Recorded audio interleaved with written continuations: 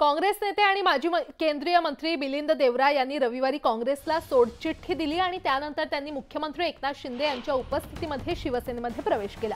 मिलिंद देवरा हे दक्षिण मुंबई लोकसभा मतदारसंघाचे माजी खासदार आहेत। दरम्यान त्यांनी काँग्रेस का सोडून मुख्यमंत्री एकनाथ शिंदे यांच्या नेतृत्वात जाणं पसंत केलं असे प्रश्न उपस्थित होत आहेत आणि या सर्व प्रश्नांवर न्यूज 18 लोकमतचे संपादक आशुतोष पाटील यांनी मिलिंद देवरा यांची मुलाखत घेतली आहे। काँग्रेसची सध्याची विचारधारा म्हणजे फक्त मोदी विरोध आहे असा हल्लाबोल मिलिंद देवरा यांनी केलाय।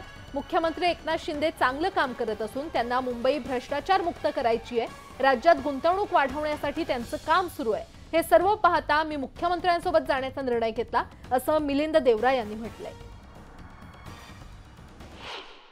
कालचा दिवस आजचा दिवस एक शुभ दिवस आहे। काँग्रेस पार्टीला देशाची संस्कृती नाही माहिती तर व्हॉट कॅन आय से।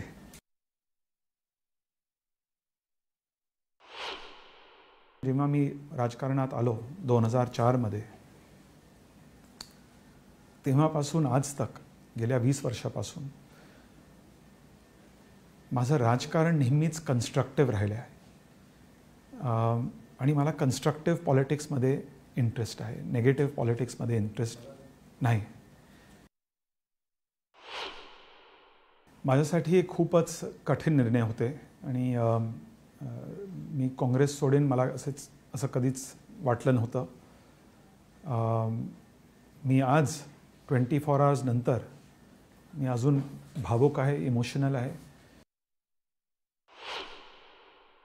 शिंदे साहेब मी गेल्या 1.5 वर्षापासून मी पाहिलं की he is trying to do something. त्यांना मुंबईमध्ये मुंबई महानगरपालिकाला करप्शन फ्री बनवायचं आहे, त्यांना पॉटहोल फ्री मुंबई करायची आहे, त्यांना क्लिनलीनेस ड्राईव्ह करायचे आहे, त्यांना मुंबई आणि महाराष्ट्रातील इन्व्हेस्टमेंट अट्रॅक्ट करायचे आहे आणि म्हणून त्यांनी मला पक्षात आमंत्रण दिले, येण्याचे आमंत्रण दिले की मला तुमच्यासारखे लोकांची गरज आहे ज्यांच्याकडे मुंबईसाठी महाराष्ट्रासाठी एक विजन आहे।